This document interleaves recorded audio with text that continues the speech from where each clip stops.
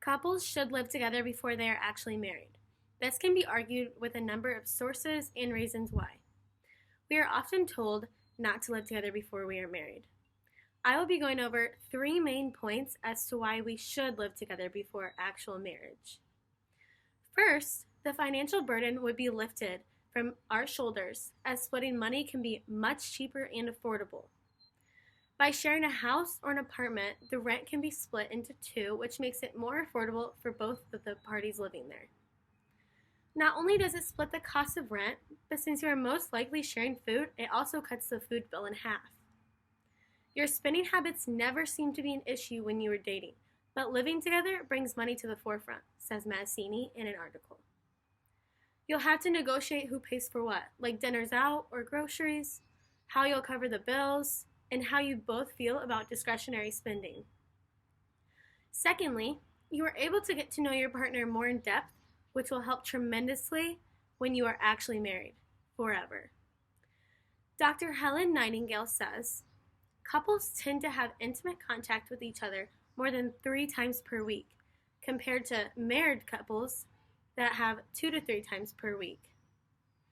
By living together during marriage, it can test your compatibility in the long run.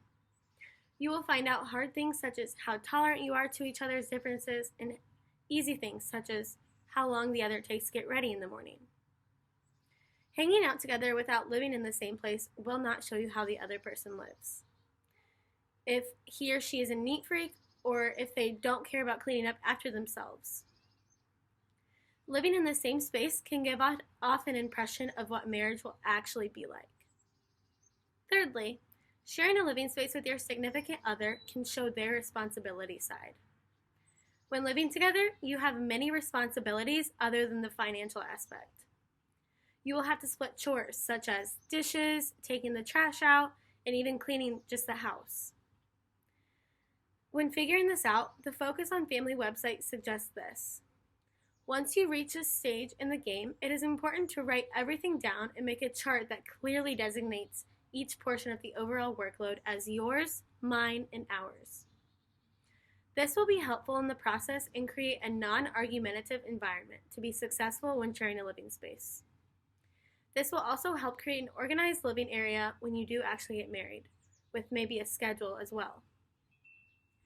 One more statement the Focus on Family website says, the secret here is to redefine winning as something that makes both spouses happy.